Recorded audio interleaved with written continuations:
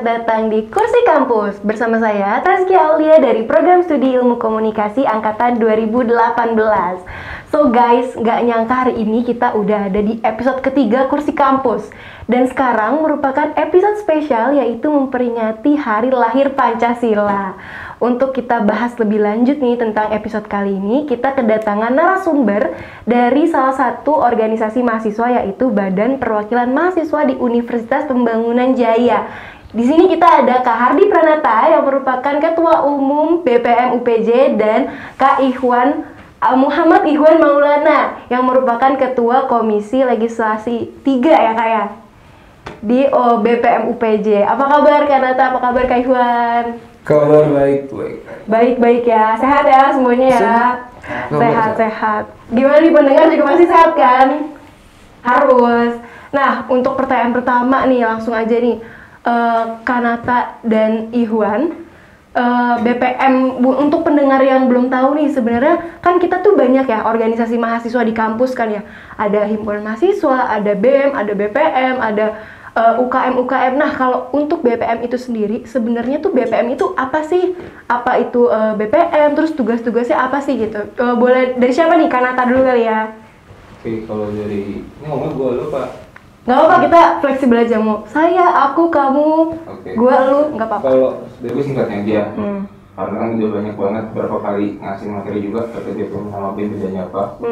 Dia kalau BPM bergerak di bidang legislasi.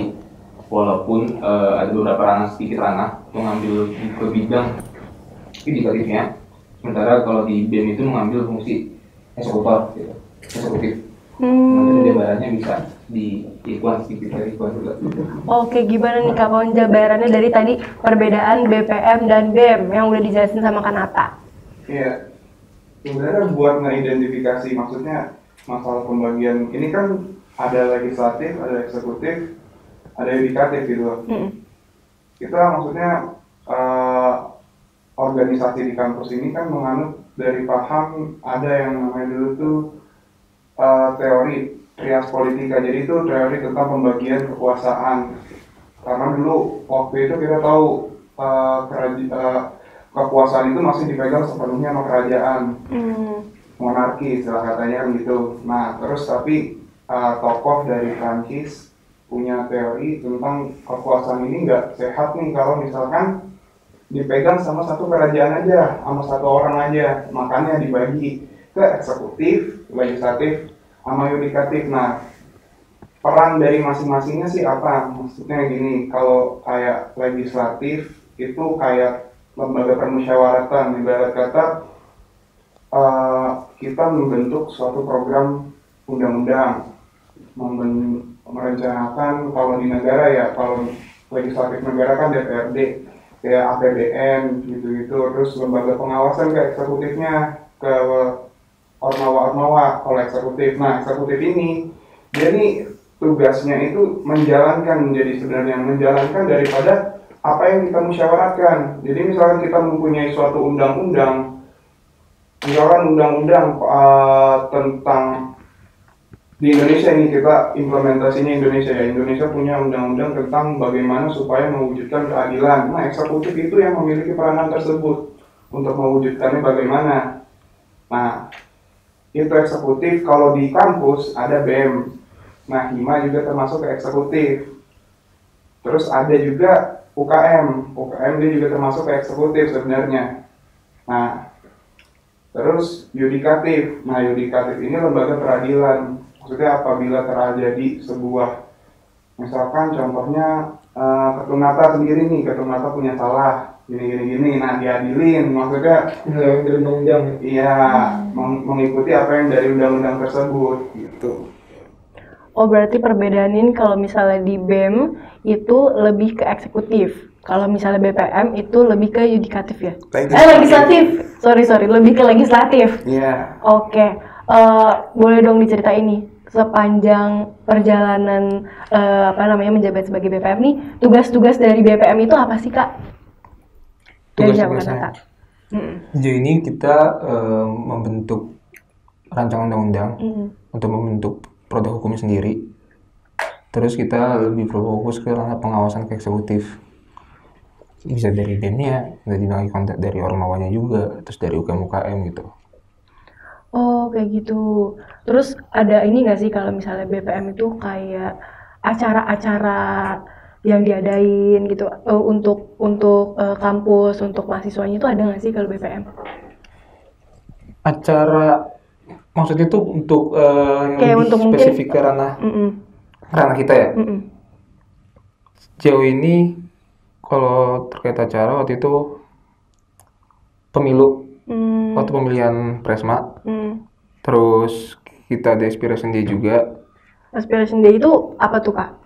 Jadi karena di ranahnya BPM ada bagian aspirasi juga. Jadi kan BPM sini berperan sebagai konseptornya nih, pengumpul aspirasinya. Itu yang nanti kita ambil aspirasi dari mahasiswa dan kita kaji lebih dahulu di internal. Setelah kita kaji di internal, lalu kita coba pertemuan dengan pimpinan.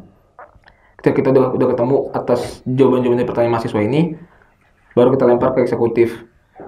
Nanti dia yang bakal menyeleksi dari sekian banyak aspirasi tersebut, mana yang sekiranya paling urgensi di masyarakat kita juga gitu. Oh, berarti itu adalah Aspiration Day itu kumpulan aspirasi dari mahasiswa. Iya. Yang nantinya dari BPM juga bakal dilempar ke BEM, yang diseleksinya sama BEM, kayak gitu ya, Kak. Terus selain itu ada apa lagi, Kak? Sama kalau mau mendekati ya, semoga bakal terencana juga di bulan ini. Di bulan depan. Berarti masih rencana?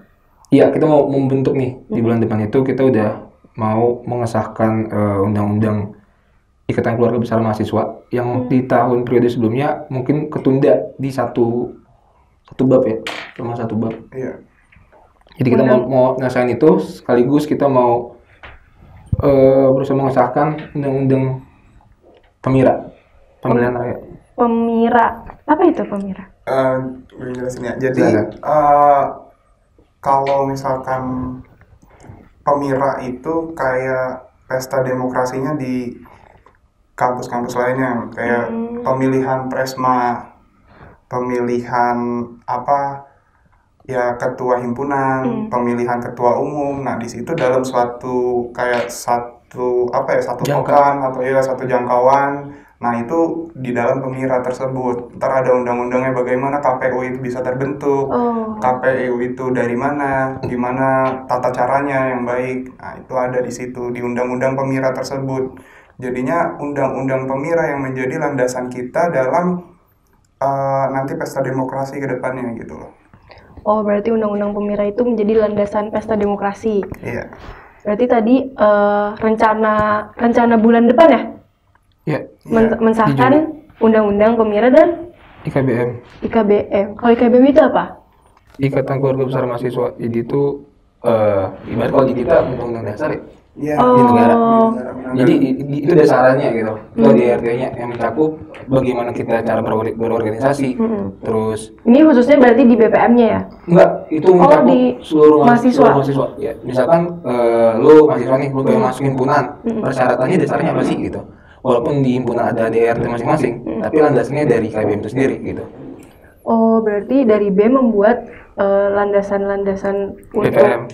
Oh iya, maaf dari BPM. Ini keasikan ngedengerin. Jadi lu kan di BPM. Dari BPM itu membuat undang-undang yang menjadi landasan organisasi para mahasiswa. Iya. Oh, keren ya. Jadi berarti nanti kalau insya Allah nih semoga disahkan bulan depan, berarti ini tuh untuk IKBM ini undang-undangnya untuk UPJ aja atau untuk Jadi gini. Oh, berarti untuk selingkuhan UPJ aja ya? Selingkuhan UPJ. Oh gitu. Oh, keren banget. Tadi ada Aspiration Day, terus semoga bulan depan kita akan disahin undang-undang IKBM dan Pemira. Dan ada apa lagi tadi? Acara-acaranya? Pemilihan umum ya? Iya. Pemilihan umum, terus ada lagi nggak sih, Kak? Yang karena kalau BPM sih belum punya kita nggak kontak ke acara, justru itu ranahnya legislatif yang bagaimana menyelenggarakan acara. Kita cuma pengawasan pendanaan gimana harusnya, tapi kalau di BPM kita belum ada ranah pendanaan dan sama produk hukum, pembuatan produk hukum itu sendiri. Oh, wah, susah ya. Jadi BPM susah ya. Ya, menurut Kak Nata dan Kak Iwan. pasti ada kendala-kendala nggak sih di BPM gitu selama menjabat apa? Ini pandangan gue. Iya, menurut pengalaman aja. Kalau gue ngerasa apa ya, yang tadi di langsung ngomong kan ada lebih benar. Yang kalau kita dari kamus-kamus kemarin ya, yang tadi buat BPM itu sama mahasiswa itu leluasa untuk mengajukan dana seberapa pentingnya gitu. Kita juga nggak kasih dananya. Cuman karena di kampus kita birokrasinya masih terlalu rumit, menurut gua masih ada nih satu misalkan unit gitu lah ya, satu unit berperan untuk mengontrol mahasiswa, cuman ranahnya jadi berbeda gitu. Jadi kita nggak dikasih keleluasaan gitu sebagai lembaga. Jadi mungkin peran yang penting juga bakal apa ya? Jadi kurang luasa gitu. Oh, kalau menurut Kak Iwan gimana? Setuju banget sama maksudnya ini teman-teman boleh cek lpmu.upj.ac.id. Itu isinya tentang apa? Itu isinya tentang SK Rektor, statuta kampus, segala macam. Oke, kita ngomongin tentang produk hukum yang kampus buat. Kita sebagai mahasiswa seharusnya tahu tentang misalkan pihak kampus membuat kebijakan tentang apa-apa. Tapi ini aja yang kayak Ketunata bilang, kita tuh akses untuk ke sana tuh masih ya rumit, birokrasinya masih rumit. Untuk ke sana aja masih harus login itu saya nggak tahu itu login pakai NIM nggak bisa, dan gimana cara mengakses, padahal kita sendiri yang untuk mengetahui apa isi yang dari di LPMU dan UPJ itu. Nah, makanya itu kendala yang paling rumit pertama. Kendala kedua menurut saya ya karena saya nggak ada basic hukumnya, terus bidang legislasi itu kan pembentukan undang-undang, jadi ya harus belajar ekstra untuk itu. Oh, udah ini belum? Dari kendala-kendala tersebut yang udah diupayakan itu apa? Maksudnya udah ada solusinya kah? Terus atau udah ada perubahannya kah dari pihak sana? Oke, masa birokrasi panjang sih. Iya. Panjang. Nggak bakal misalkan BPM bergenerasi di BPM berikutnya udah bisa luasan masa birokrasi kita juga udah bisa bakal panjang. Panjang. Pembahasannya ini berat banget ya kalau sama BPM-nya. Beda sama kayak episode sebelumnya ya. Oke, kalau misalnya dari tadi nih, dari ilmu-ilmu yang udah Kanata sama Kak Iwan kasih ke kita, kalau misalnya nih ada teman-teman pendengar yang mau jadi anggota BPM, itu tuh harus nggak sih kita kayak mempelajari hukum kah, terus mempelajari politik kayak politik kemahasiswaan atau politik kampus atau sejarah mahasiswa, itu perlu nggak sih sebenarnya kita ke sana? Oke, kalau buat masuk ke BPM sendiri, sebenarnya alangkah lebih baiknya dari teman-teman sendiri udah punya bekal itu, karena pengetahuan tentang itu sendiri juga yang nanti bakal kepake. Kalau teman-teman udah tahu politik kampus, cara membaca situasi politik ini gimana, anak ini gimana, itu teman-teman mau bertindak, mau kayak gimana juga udah gampang, udah punya landasannya. Tapi kan ada juga kita nggak bisa ngebatasin orang gimana dia pengen belajar di BPM. Jadi ya semua balik lagi, dan perekrutan BPM itu seharusnya lewat permusyawaratan yang ada di HIMA. Maksudnya HIMA dari HIMA masing-masing sendiri gimana yang mau ngasih perwakilan tuh ke siapa orangnya aja nanti paling ke BPM. Harusnya seperti itu, kayak pemilihan DPRD gitu ya di wilayah. Jadi kan suara dia yang mewakili suara wilayahnya. Harusnya kayak gitu. Jadi ya kalau bicara sejarah ya juga harusnya ya itu sangat penting untuk jadi landasan dia ada di BPM. Oh, berarti sebagai mahasiswa yang terutama yang mau masuk ke BPM itu sangat penting untuk mengetahui sejarah-sejarah dari mahasiswa. Yes. Ngomong tentang sejarah dari mahasiswa, sejarah mahasiswa nih. Boleh dong kasih tahu nih pengetahuan dari Kak Iwan atau Kanata aja nih, sejarah pergerakan mahasiswa menurut pengetahuan aja, simpel-simpel aja itu gimana sih, boleh dong kita diceritain nih? Iya, bicara sejarah ya maksudnya. Kayak di podcast ini kayaknya nggak bakal selesai satu episode sih. Nggak apa-apa, kita masih ada berapa hari lagi kan? Masih ada 2 hari lagi. Sejarah ya, sejarah mahasiswa aja. Karena yang berperan dalam sejarah itu, menurut saya lebih enaknya sejarah pergerakan pemuda dan mahasiswa di Indonesia. Karena ya kayak yang kita tahu waktu Sumpah Pemuda itu kan nggak cuma dari golongan mahasiswa atau kaum-kaum terpelajar aja.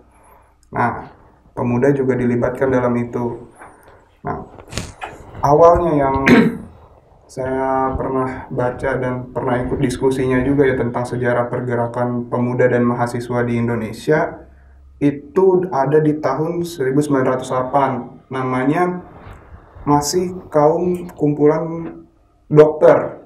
Jadi ada kumpulan dokter UI namanya Stovia tuh, organisasi pemuda 1908. Nah, itu organisasi pemuda pertama di Indonesia. Oh iya. Nah, lanjut lagi ke 1928. Itu udah ada organisasi, udah bermunculan dah. Tapi sifatnya tuh masih kedaerahan. Artinya kayak kita kenal dulu yang waktu sejarah belajar namanya Jong Java, Jong Ambon, iya. banyak tuh ya. Nah, itu organisasi itu masih bersifat kedaerahan sampai akhirnya ketemu nih di 1928 ada kongres besar. Kongres besar namanya Sumpah Pemuda kan. Yeah. Nah, Sumpah Pemuda di situ maksudnya dari berbagai macam pemuda dicanangkan gitu loh, digagas. Sumpah Pemuda itu apa, gini.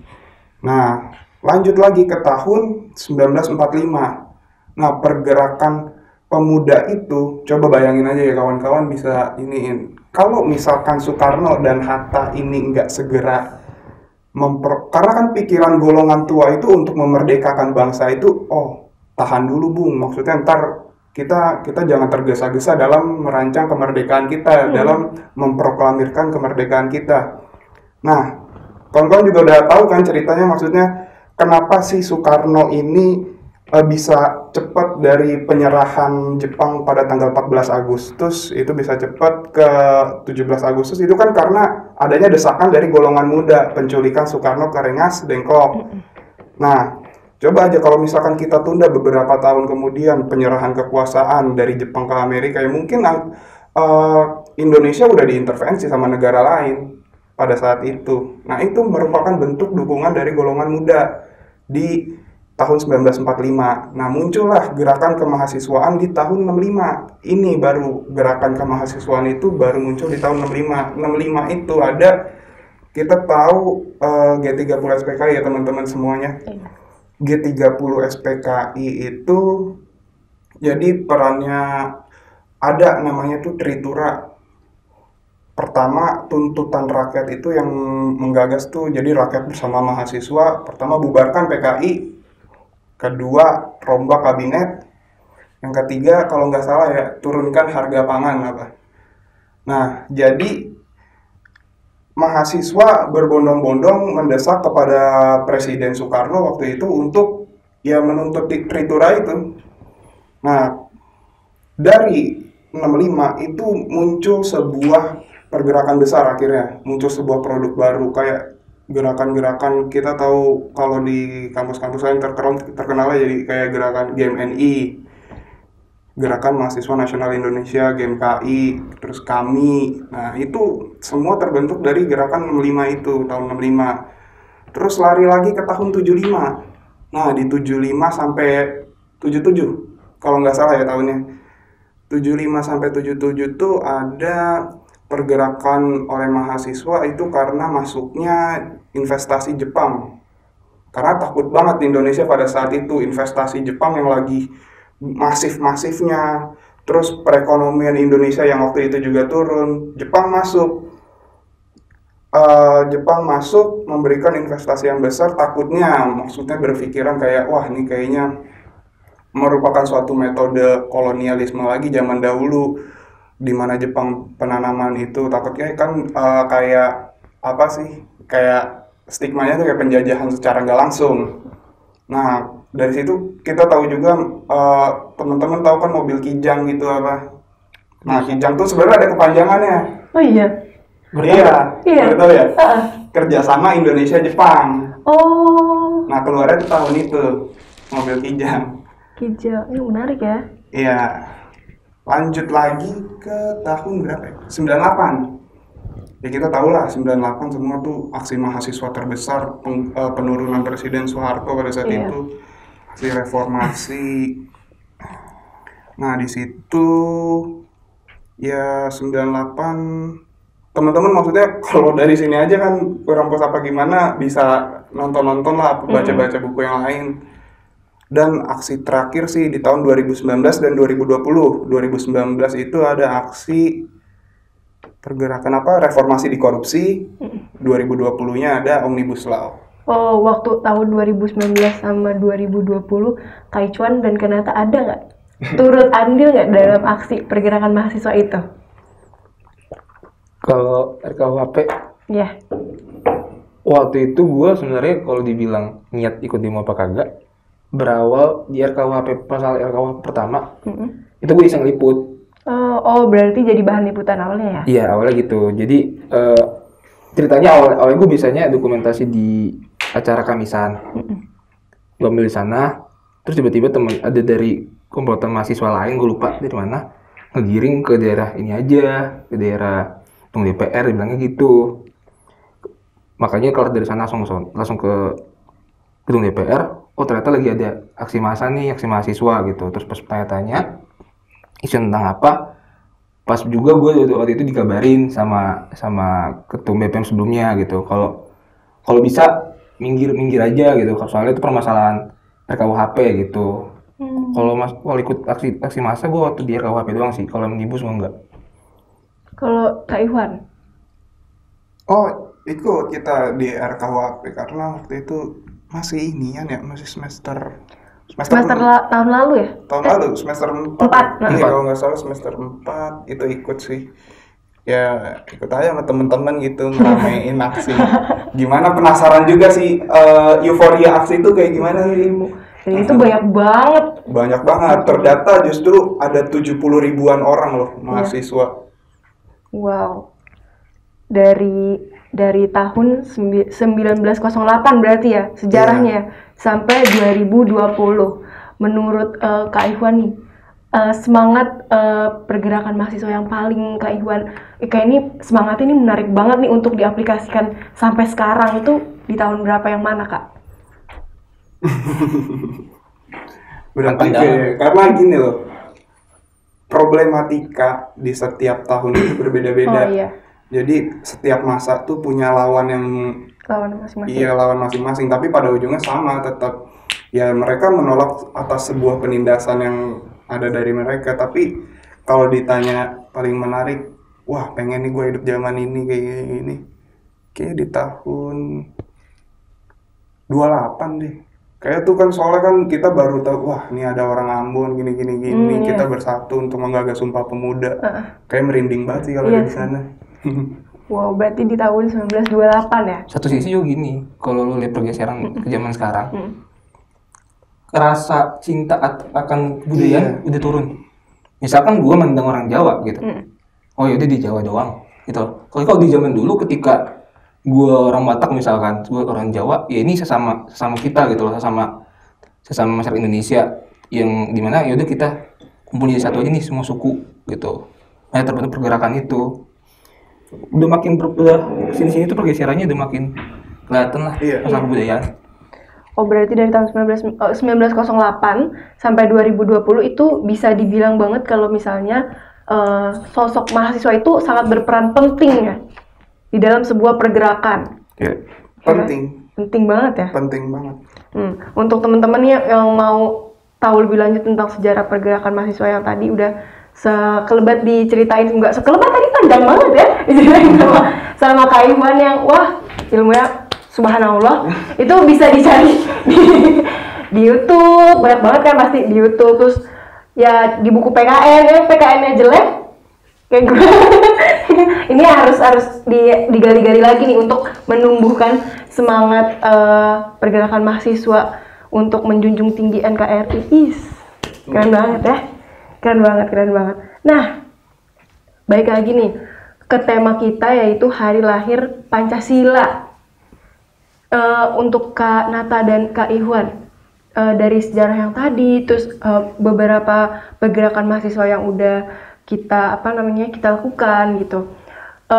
Korelasi dengan hari lahir Pancasila, korelasi dengan nilai-nilai Pancasila untuk diterapkan oleh para mahasiswa sekarang nih, menurut pandangan Kak Nata, itu apa aja sih Kak?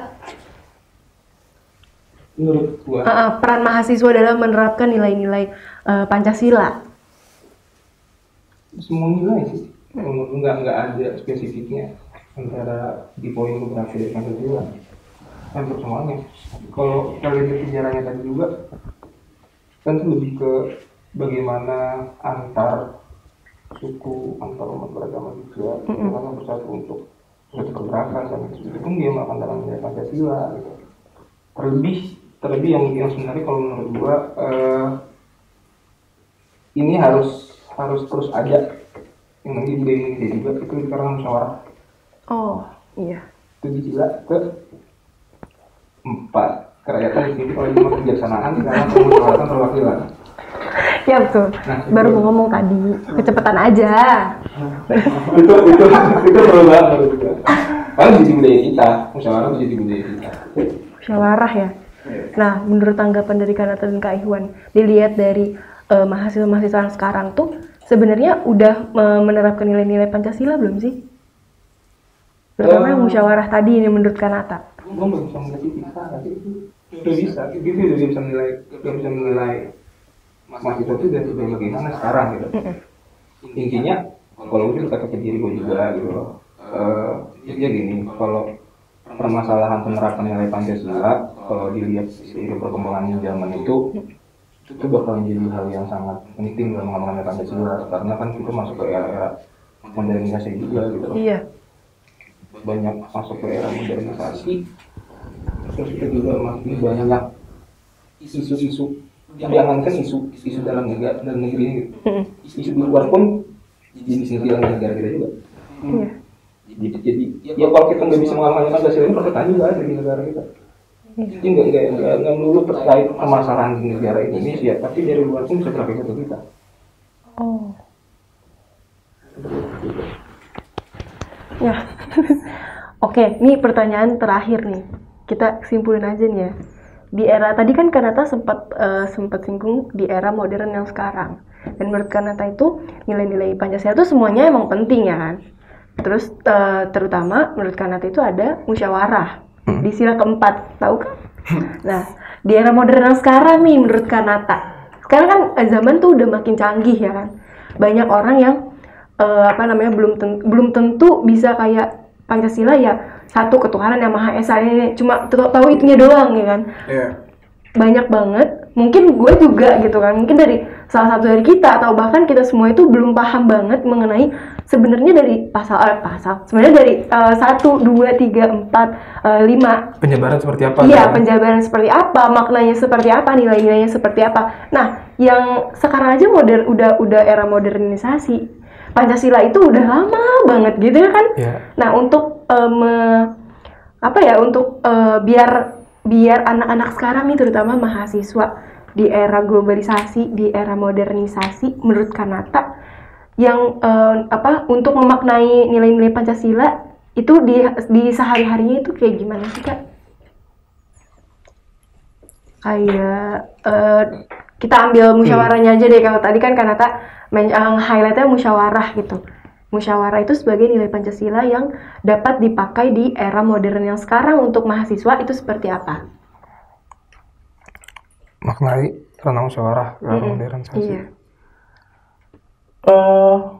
Bagaimana penjelasan pemaknaan ya? Nggak apa-apa, simpel aja. Yang tahu-tahu mungkin dari Kak Ihwan tahu menurut pandangannya Kak Ihwan. Memaknai permusyawaratan di daerah di era modernisasi. Permusyawaratan itu kan sebenarnya suatu cara berdemokrasi ya. Arti kata kayak kita ngobrol sama keluarga kita mau vacation kemana, kita mau jalan-jalan kemana, itu juga termasuk dalam salah satu permusyawaratan skala kecil. Nah, kalau bicara permusyawaratan yang secara besar di era sekarang, ya mungkin ya sama aja ya, di organisasi juga mempunyai cara permusyawaratannya yang berbeda, apa kayak gimana, tapi untuk modernisasinya ya mungkin saya belum tahu sih modernisasi itu gimana caranya. Oh, mungkin kalau misalnya dari lingkup mahasiswa, ya semuanya juga butuh permusyawaratan dari pengambil keputusan. Iya, harus. Terus apa namanya? Ya kayak gitu-gitu ya berarti ya Kanata ya. Iya. Kanata udah nemu jawabannya loh nih. Belum. Ya berarti. Kalau gue anak-anak lu bisa memaknai rasa musyawarah itu tergantung bagaimana ini gue ya, pandangan gue ya. Itu bagaimana tergantung lu dibentuk dalam lingkungan lu kalau menurut gue. Misalnya karena musyawarah kan berarti kita harus bisa menerima pendapat orang lain. Iya.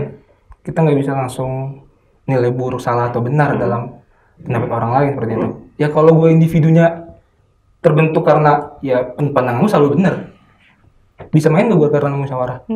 Nggak bisa. Berarti walaupun Kanata ini seorang ketua umum ya teman-teman, itu perlu banget musyawaratan pendapatnya Kanata juga didiskusikan bareng-bareng sama anggota-anggotanya. Berarti nggak bisa Kanata itu bikin keputusan sendiri tanpa berdiskusi tanpa bermusyawarah sama anggota-anggota yang lain. Keren banget ya teman-teman narasumber kita yang gue ini ya. Oh, ini bicara Pancasila maksudnya? Iya. Karena kan ini ada kaitannya sama nasionalisme gitu, ada kaitannya dengan cinta tanah air. Maksudnya nih sekedar rekomendasi ya buat teman-teman yang nonton, yang dengar, coba tonton, konsumsi konten publik tuh yang kayak misalkan untuk menambah rasa cinta kita aja kepada tanah air, kayak Guru Soekarno Putra. Nah, itu putranya Soekarno tuh. Dia tahu nggak sebenarnya salam nasional Indonesia itu apa? Soalnya kan presiden tuh pada salam kebajikan, Om Swastiastu gitu, Namo Buddhaya dan lain-lain kan. Sebenarnya kita punya salam nasional itu udah jadi maklumat presiden pada tahun berapa itu saya nggak ingat. Jadi tuh salam nasional negara Indonesia tuh kayak gini, salam merdeka gitu, merdeka. Nah ininya 5 jari di atas kepala, maksudnya ini nilai-nilai Pancasila, 5 jari itu. Oh, salam merdeka gitu. Iya, merdeka gitu. Nah, itu saya baru tahu loh kemarin, maksudnya dari konten yang konsumsi publik saya yang kayak Guru Soekarno Putra gitu-gitu, teman-teman bisa cari referensi banyak sekali gitu di YouTube yang bisa menambah rasa cinta kalian kepada tanah air gitu. Oh. Karena itu tadi kan, sebenarnya kalau karena modern bukan berarti kita mati. Itu kan secara literasi buku. Diakui mungkin di generasi zaman orang tua kita itu mengkonsumsi buku. Iya. Karena sekarang kan udah masuk ke ranah gadget, internet gitu. Ya sebenarnya nggak mati sampai sana. Kita masih banyak sumber dari digital gitu. Nah itu harus dimanfaatkan oleh generasi muda. Jangan nonton vlog-vlog doang. Kan? Orang-orang bikin slime tuh ditonton. Tontonlah sekali-kali sejarah-sejarah Indonesia biar menambah wawasan sebenarnya tuh dulu Indonesia tuh ada apa sih? Terus apa sih yang kita belum tahu? Kayak tadi tuh salam merdeka ya? Iya. Salam merdeka itu jujur gue baru tahu loh. Makasih loh. Mungkin teman-teman di rumah nih ya pendengar yang nonton juga itu mungkin baru tahu atau udah tahu dulu, itu lebih bagus kasih tahu ke teman-temannya. Jadi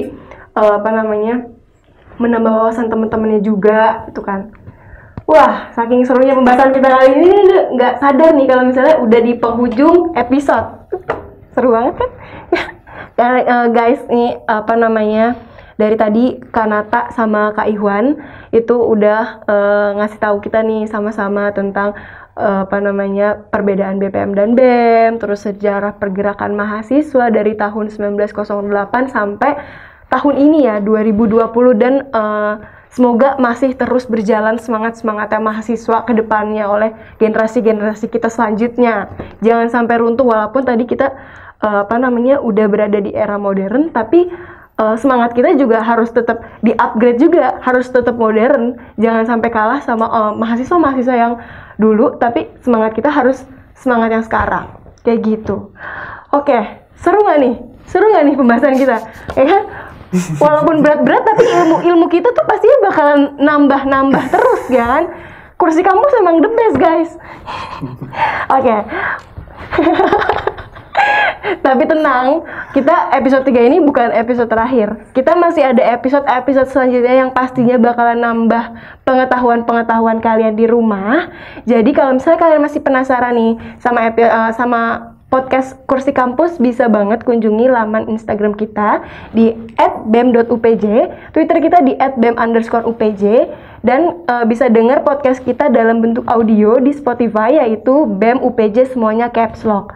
Terus jangan lupa like, komen sebanyak-banyaknya, share ke teman-teman kalian, kasih tahu juga ke kita apa sih saran-saran yang bisa kita bahas nih di podcast-podcast selanjutnya yang gak kalah seru dari episode kali ini. Oke, terima kasih buat Kak Nata atas waktunya, buat Kak Iwan juga. Makasih buat ilmu-ilmu yang diberikan oleh narasumber-narasumber hebat kita. Sampai bertemu di episode selanjutnya di Kursi Kampus. Bye!